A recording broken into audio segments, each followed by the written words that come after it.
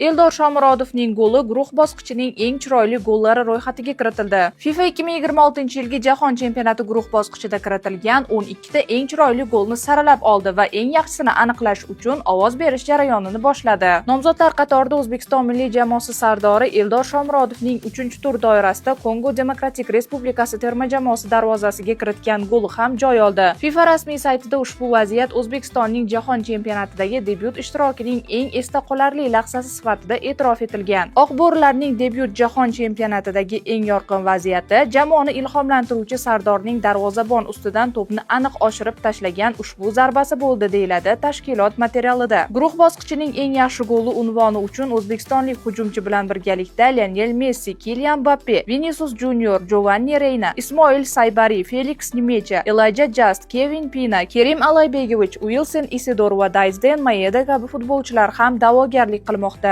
G'olib nomi FIFAning rasmiy platformasida muxlislar bergan ovozning yakuniga ko'ra aniqlanadi.